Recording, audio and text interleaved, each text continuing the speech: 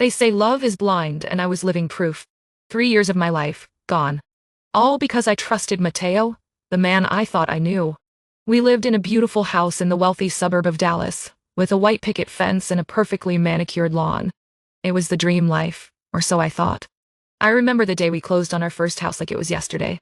Matteo was beaming with pride, holding my hand, and telling me how much he loved me.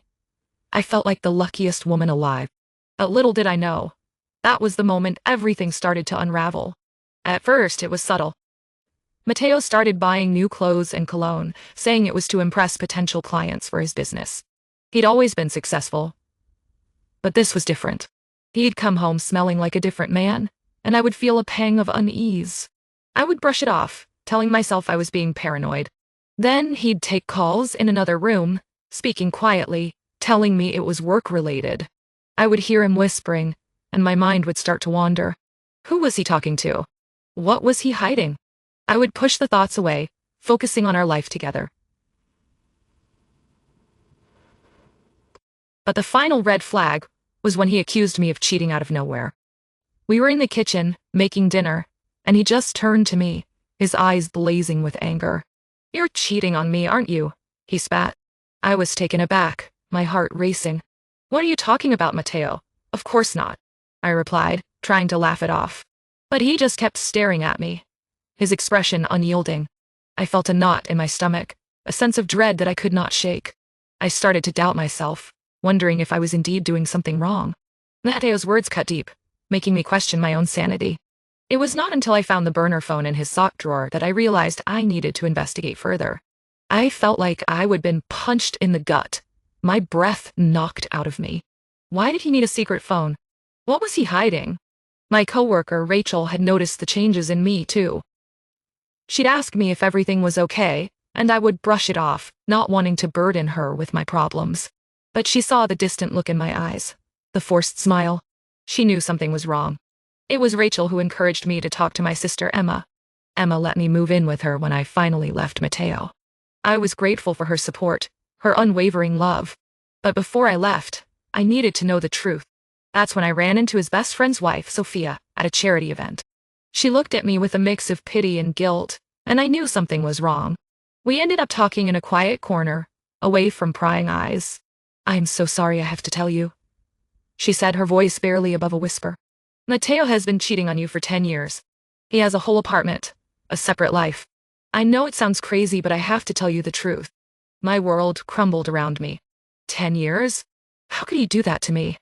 I felt like I would been living a lie, a facade. Sophia continued. "He started it after his ex-girlfriend moved back to town. He'd tell me all about you, about your relationship. It was like he was confiding in me, seeking validation." I was reeling, my mind racing with questions.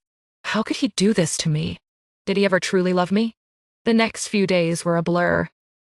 I confronted him, cold and calculated, with evidence in hand. We sat in our living room, the tension palpable. "Matteo, I know about the apartment," I said, my voice steady. "I know about the burner phone.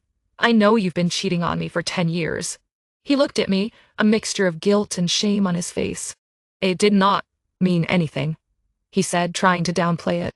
"It was just a mistake, a weak moment." "A weak moment?" I repeated, my voice rising. 10 years of weak moments.